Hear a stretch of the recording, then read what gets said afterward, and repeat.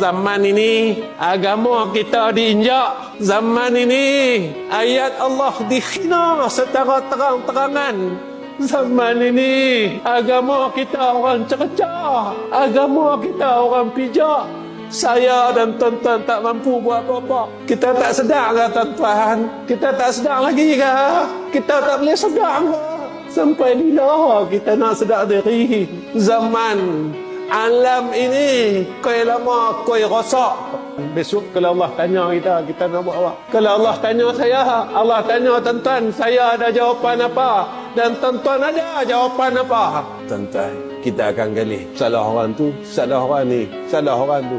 Dan sampai satu masa akan ada zaman pendakwahan dan semua orang kena dakwah.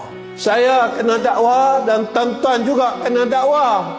Tak adakah dalam hati kita berasa takut kepada Allah Subhanahu wa taala?